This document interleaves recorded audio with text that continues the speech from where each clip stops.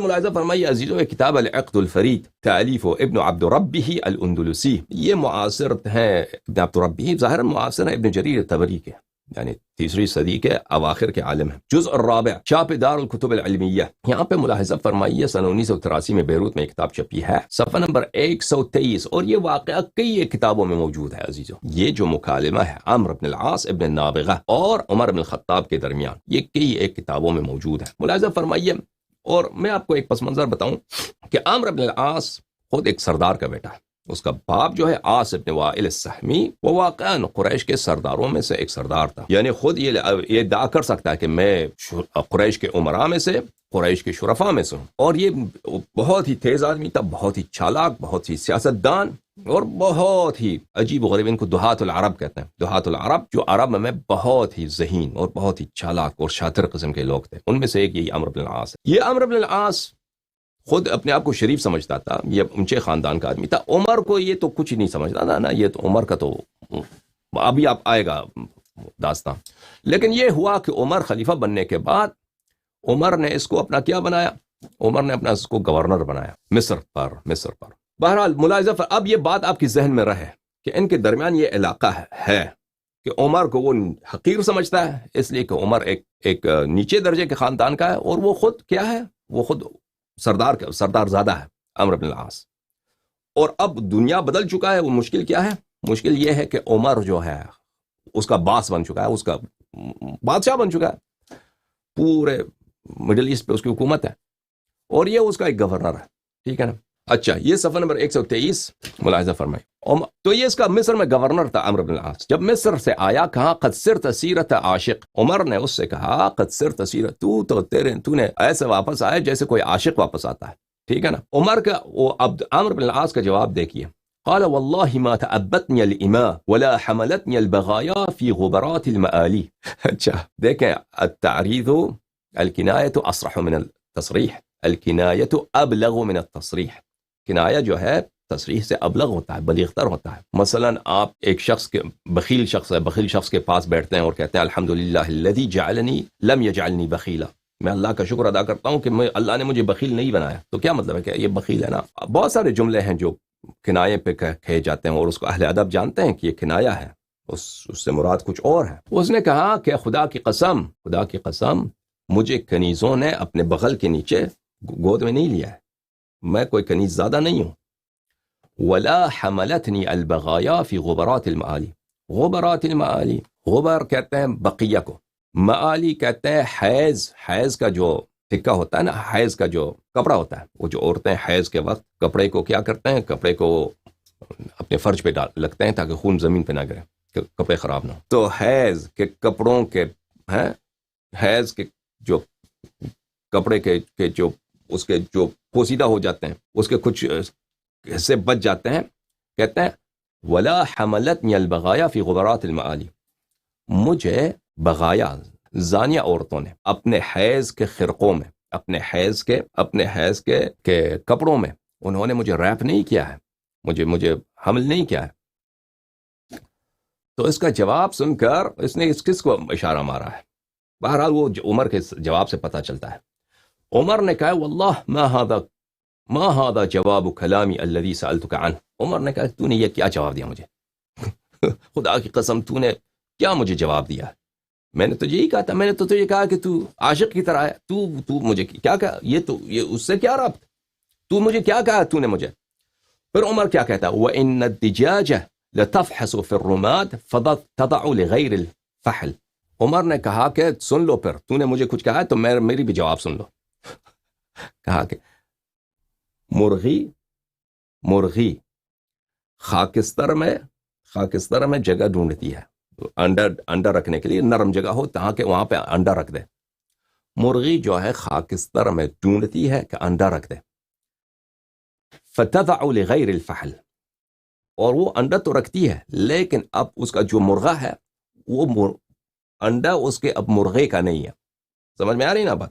یعنی مرغی نے زنا کیا ہے مرغی نے زنا کیا ہے وہ، اور جو انڈا بنا ہے وہ مرغے، اس کے اپنے مرغے کا نہیں، کسی اور مرغے کا ہے۔ والبیضۃ منسوبۃ الی طرقها، اور لوگ سمجھتے ہیں کہ یہ انڈا کس کا ہے؟ یہ انڈا اس کے اپنے کس کا ہے؟ اس کے اپنے مرغے کا ہے. تو یہ اس نے کیا کہا؟ عمر نے اس کو کیا کہا؟ کیونکہ عمرو بن العاص کا ریکارڈ ابھی ہم آپ کو دکھائیں گے نا، کیونکہ وہ اس کی والدہ جو ہے نابغہ، وہ اس کی ریکارڈ بہت خراب ہے، عمرو بن العاص کی جو ماں ہے. تو عمر نے اس کو کیونکہ اس کو غصہ تھا نا، عمرو بن العاص کو ایک طرف سے حسادت تھا کہ میں تو سردار ہوں، عمر کون ہے؟ عمر خلیفہ بن گیا، سردار کا بیٹا تو میں ہوں، تو میں اس کا گورنر ہوں، مجھے بلایا، مصر سے اتنی دور کا راستہ ہے، تکن ہے. اس کو ذلیل بھی کرتا تھا نا عمر. ابھی آ جائے گا کہ اس کو کس طرح ذلیل کیا تھا. تو اس نے اس کو ایسا ٹکا لگایا تھا کہ مجھے عورتوں نے مجھے زانیہ عورتوں نے وہ اپنے حیض کے خرقے میں حمل نہیں کیا، میں تو ایسا شخص نہیں ہوں کہ مجھے کنیزوں نے اپنے بغل میں اٹھایا ہو. تو اس کے جواب میں عمر نے یہ جملہ کہا. عمر کا اشارہ کس بات کی طرف ہے وہ بھی آ جائے گا. اچھا، وقام عمر فدخل، عمر چلا گیا وہاں سے. فقال عمر لقد فحش علينا امیر الفاسقین. عمر چلا گیا تو عمرو بن العاص نے کہا کہ عمر نے مجھے بہت بری طرح ہماری بے عزتی کی ہے اور اس نے مجھے گالی دی ہے. تو ملاحظہ فرمائیے عزیزو، کتاب لسان العرب لابن منظور الافریقی، چھاپ دار صادر بیروت. یہاں پہ ملاحظہ فرمائیے صفحہ نمبر 217 میں، وفی حدیث عمرو بن العاص، عمرو بن العاص کی حدیث میں ہے کہ وہ عمر کے پاس آیا مصر سے. فجرا بینہما کلام، ان دونوں کے درمیان ایک کنورسیشن ہوا ہے. وہ کنورسیشن کیا ہے کہ اس نے عمر، پہلے تو اس نے شروع کیا نا عمرو بن العاص نے، اس نے جو نقطہ مارا تھا عمر کو اس نے نقل نہیں کیا، کیونکہ اس میں عمر کی بہت بے عزتی ہے. عمر نے اس کو جواب دیا، ان الدجاج لتفحص في الرماد فتضع لغير الفحل والبيضة منصوبة الى ترقها فقام عمرو متربد الوجه. اس میں وہی روایت ہے، بس فرق اس میں یہ ہے کہ عمر وہاں سے اٹھ گیا جب اس کا چہرہ بالکل خاکستری رنگ کا ہو چکا تھا. عمرو بن العاص کا چہرہ خاکستری رنگ کا ہو چکا تھا. یہ کتاب ہے غریب الحدیث تالیف ابی عبید القاسم بن سلام الہروی، متوفى سنہ 224، پرانا، بہت پرانا آدمی. احمد بن حنبل کا سال وفات ہے 225 اس کے زمانے کا. جزء الثانی، چھاپ دار الکتب العلمیہ. یہاں پر احادیث عمرو بن العاص اس میں یہی ہے. اچھا، ولا حملتني البغايا في غبرات المآلي اما البغايا فانها الفواجر. بغایا سے مراد کیا ہے؟ زانیہ عورتیں. کہ عمرو بن العاص نے کہا کہ زانیہ عورتوں نے مجھے حیض کے پرانے رومالوں میں مجھے انہوں نے حمل نہیں کیا ہے، مجھے کیری نہیں کیا ہے. پھر اگلے صفحے میں کہتا ہے بھلے معالی سے مراد خرق المحیط ہے. معالی، اصل معالی کا مراد وہ ہے معلات ہے، اس کے مفرد معلات ہے. وہ عرب میں پرانے زمانوں میں نوحگر عورتیں ہوتی تھیں، پروفیشنل نوحگر، جاہلیت کے زمانے میں، کہ اگر کوئی شخص کے انتقال ہوتا ہے تو ان کو پیسے دیتے تھے، تو آؤ میت پہ رو لو. وہ پیسے لے کے وہ صبح شام روتی تھیں عورتیں. تو وہ اپنے ہاتھ میں رومال ہوتا تھا ان کا، اس رومال کو معالی کہتے تھے. لیکن غبرات المعالی جب کہتے ہیں نا، تو اس سے مراد کیا ہے؟ عمر کا حیض کا رومال ہے، حیض کا جو خرقہ ہے، کپڑا ہے، اس سے مراد لیتے تھے لیا حفظ نے. یہ الغریبین فی القرآن والحدیث تالیف ابو عبید ابن محمد الہروی صاحب الازہری، متوفى سنہ 410، جزء الاول، چھاپ مکہ المکرمہ الریاض، سنہ 1999 میں. یہاں پہ ملاحظہ فرمائیے صفحہ نمبر 99، حدیث عامر میں کہتے ہیں کہ اس کے جملے کا کیا مطلب ہے کہ عامر نے کہا وما انی واللہ ما تعبتنی الاماء ولا حملتنی البغایا فی غبرات المآلی يقول لم تلدنی بغی كانت تزنی وهي حائض. طبعا سبحان اللہ، لم تلدنی بغی كانت تزنی وهي حائض. کہتا ہے میری ماں جو ہے وہ کوئی زانیہ عورت جو حیض کی حالت میں مجھے اس نے ولادت کی، وہ نہیں ہے. فیکون العار لازما لها من جہتین، تاکہ یہ عار دو طرف سے کہ حیض بھی ہے اور زانیہ بھی ہے، اس دونوں طرف سے مجھ پہ عار ہو، ٹھیک ہے نا. والمعلات ايضا هي الخرقه التي تمسكها النواحح بايديهن، والمعلات اسی کو بولتے ہیں. بہرحال ٹھیک ہے نا. عمرو بن العاص نے جو ٹکا مارا ہے اس سے مراد اس کا کون تھا آپ خود سمجھ سکتے ہیں بخوبی عمر کے اپنے جواب سے، کہ عمر نے فوراً اس پہ حملہ کر دیا کہ جو ہے مرغا جو ہے کیا کرتا ہے، مرغا انڈا دیتا ہے، مرغی انڈا دیتی ہے خاکستر میں اور مرغا کوئی اور ہے اور لوگ سمجھتے ہیں کسی اور مرغے کا ہے. اچھا اس سے مراد عمر کا کیا تھا؟ وہ بات تو پتہ چل گیا نا کہ عمر نے کیا کہا ہے. اب عمر نے کیوں ایسا جملہ بولا ہے کہ اس کے بعد عمرو بن العاص اٹھ گیا وہاں سے اور کہا کہ اس نے مجھے گالی دیا، اور اب عمر نے مجھے گالی دیا اور اس کے چہرہ خاکستری رنگ کا ہو چکا تھا، چہرہ سفید ہو چکا تھا اس کا، عمرو بن العاص کا شرمندہ ہو چکا تھا. ٹھیک ہے نا. ملاحظہ فرمائیے کتاب طبقات النصابیین تالیف بکر ابو زید، چاپ دار الرشد ریاض، سنہ 1987 میں چھپی ہے، ریاض سعودی عرب میں. یہاں پہ ملاحظہ فرمائیے صفحہ نمبر 111. نصاب بہت بڑے نصابوں میں سے ایک ہیں جناب زمخشری، نصابۃ العرب ابو القاسم محمود ابن عمر الزمخشری الخوارزمی العلامہ المفسر النحوی، ادیب ہے، نحوی ہے، مفسر ہے، ٹھیک ہے نا. ان کا کتاب جو ہے کتاب البلاغہ، الفائق، اللہ آپ کا بلا کرے، اور کتاب تفسیر کشاف، یہ تو سب بہت مشہور ہے. کہا کہ علامۃ النصابۃ بارع فی عدۃ الفنون لہ کتاب الانصاب، یہ علامہ نصابہ ہے، علم نصب پہ اس کو عبور حاصل ہے، عرب کا نصابہ ہے. بہرحال یہ کتاب سیر و اعلام النبلاء تالیف الذہبی الناصبی الجزء العشرون، مجلد نمبر 20، چاپ الرسالہ. یہاں پہ ملاحظہ فرمائے زمخشری صاحب کا العلامہ کبیر المعتزلہ محمود ابن عمر الزمخشری صاحب الکشاف والمفصل، مفصل علم نحو پہ اس کی کتاب ہے. اور پھر صفحہ نمبر 155 میں وہ کہتے ہیں وَكَانَ عَلَّامَةً النَّصَابَةً، وہ علم نصب میں ایک علم نصب میں نصابہ تھے اور علامہ تھے زمخشری صاحب. اچھا یہ جب آپ کو پتہ چل گیا عزیزو، میں زمخشری کی ایک بات آپ کو سناتا ہوں، لیکن اس سے پہلے عائشہ کی ایک حدیث آپ کو سناتا ہوں کتاب بخاری سے. یہ کتاب ہے بخاری، چاپ دار احیاء التراث العربی، جو سنہ 1422 میں چھپی ہے. ملاحظہ فرمائیں یہاں پہ صفحہ نمبر 944 میں، یہ صفحے کے آخر میں اس حدیث کی ابتدا ہے، حدیث نمبر 5127، اور یہ بھی کوئی حدیث نہیں ہے، یہ حدیث کا نمبر تو دے دیا کہ 5127، یہ سب عائشہ کی باتیں ہیں، کوئی حدیث ہے نہیں. اچھا ان عائشہ اخبرت ہو، اور وہ کہتے ہیں کہ میرے خالہ عائشہ نے مجھے اس طرح خبر دیا ہے، اس نے مجھے اس طرح سنایا ہے. کیا سنایا؟ النکاح فی الجاہلیت کان علی 4 انحاء، جاہلیت کے زمانے میں 4 قسم کے نکاح ہوتے تھے. فنکاح منها نکاح الناس اليوم، وہ ایک نکاح تھا جو شریف لوگوں کا تھا، جو ایسے آج ہے کہ ایک مرد جا کے کسی عورت کی خواستگاری کرتا ہے، رشتہ مانگتا ہے، شادی ہو جاتی ہے، آپس میں رہتے ہیں، بچے پیدا ہوتے ہیں، ٹھیک ہے نا. یہ ایک ہے. نکاح آخر، ایک نکاح ہے، یہ اس طرح ہوتا تھا کہ اس کو بولتے ہیں نکاح الاستبضاء.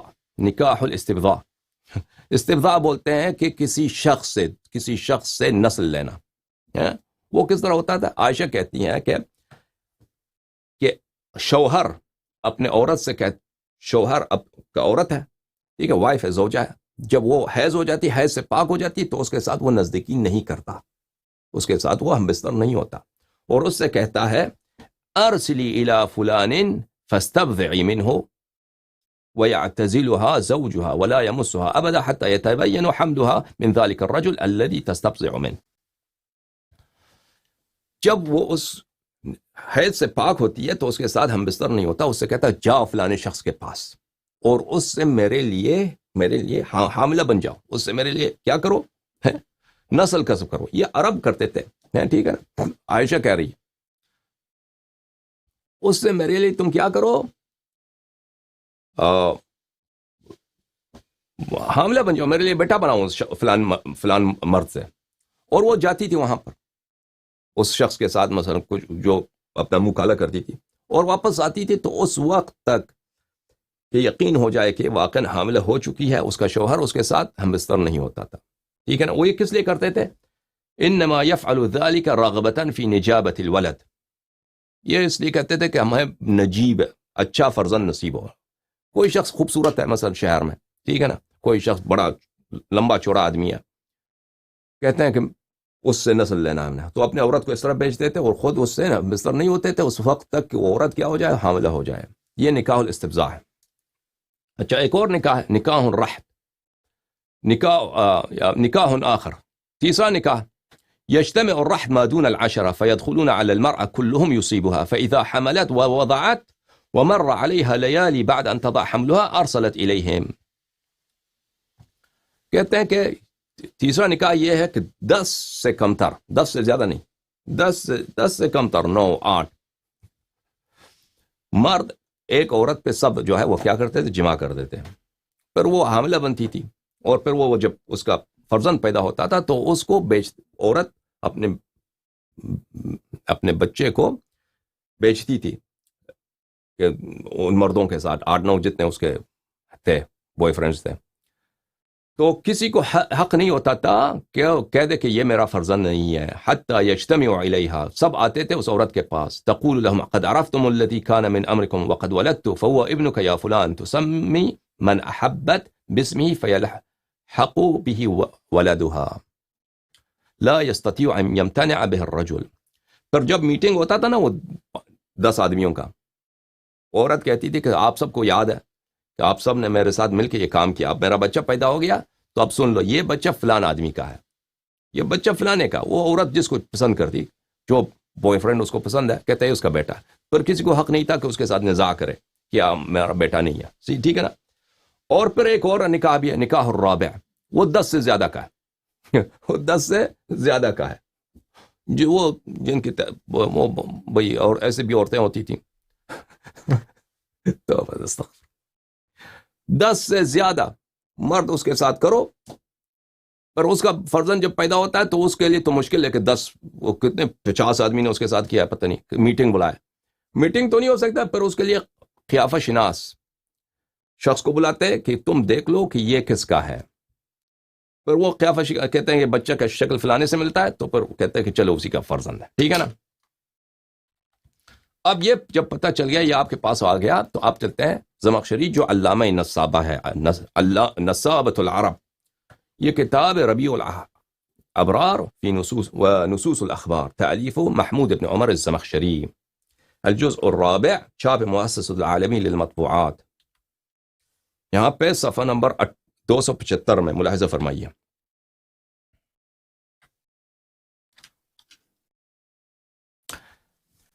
كانت النابغہ، عمر نے کیا کہا عمرو بن عاص سے؟ عمرو بن عاص نے تو ٹکا خوب مارا عمر کو نا، ٹکا تو خوب مارا، اس کو تانا دیا. تو عمر نے بھی جواب میں مرغی والا جو واقعہ سنا ہے اس کا اشارہ کس کی طرف ہے؟ ہاں، نابغہ نام ہے عمرو بن العاص کی والدہ کا، ام عمرو بن العاص. امت رجل من عنزہ فسبیت، قبل عنزہ کے ایک مرد کا یہ ایک کنیز تھی، تو وہ کسی جنگ میں اسیر ہو گئی. عبداللہ ابن جدعان نے جو مکے میں وہ چکلا چلاتا تھا، اس نے اس کو خریدا تھا. فکانت بغیا ثم عتقت، وہاں پہ اس کے چکلے میں ایک کام کرتی تھی، پھر اس نے اس کو آزاد کر دیا، اس کو آزاد کر دیا. ووقع علیہا، اور اس کے ساتھ ہم بستر ہو گیا بیک وقت ابو لہب، امیہ ابن خلف، ہشام بن المغیرہ، اور ابو سفیان ابن حرب. ابو سفیان ابن حرب، ابو سفیان جو معاویہ کا باپ ہے. یہ سب لوگوں نے اس کے عاص ابن وائل، عاص ابن وائل السہمی، یہ سب اس کے ساتھ جو انہوں نے اپنا منہ کالا کیا تھا. فی طہر واحد فولدت عمران، اسی سے عمر پیدا ہوا تھا. فدعاہ کلہم، سب نے کہا کہ یہ بیٹا، ارے کہتا ہے میرا بیٹا ہے. فحکمت علیہ امہ فقالت هو للعاص، اور نابغہ نے کہا کہ نہیں، یہ بیٹا عاص کا ہے، لأن العاص کان ينفق علیہ، کیونکہ عاص پیسے دیتا تھا اس کو. وقالوا کان اشبہ بأبی سفیان، اور لوگ کہتے ہیں کہ اس کے چہرہ ابو سفیان سے ملتا تھا. اور ابو سفیان ابن الحارث ابن عبد المطلب، ابو سفیان ایک دوسرا ابو سفیان بھی ہے جو رسول اللہ صلی اللہ علیہ وسلم کا چچا زاد بھائی ہے. اسی مسئلے پر اس کا ایک شعر ہے، یہ دوسرا ابو سفیان ہے.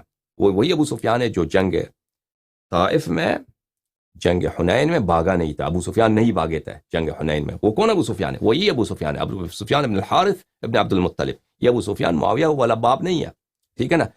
جس نے زنا کیا تھا عمرو بن العاص کے ماں کے ساتھ، وہ ابو سفیان معاویہ کا باپ ہے. لیکن جو شاعر ہیں یہاں پر وہ دوسرا ابو سفیان ہے. ابو کا ابو سفیان لا شک قد بدت لنا فیک منہ بینات الشمائل. اس نے کہا تھا کہ تیرا باپ جو ہے، عمرو بن العاص سے خطاب ہے کہ تیرا شکل ابو سفیان سے ملتا ہے، وہی تیرا باپ ہے، وہ عاص نہیں ہے. اچھا، تو اب پتہ چلا آپ کو کہ عمر نے جو عمرو بن العاص کو جو کہا، جو ٹکا مارا تھا، اس کا مقصد کیا تھا.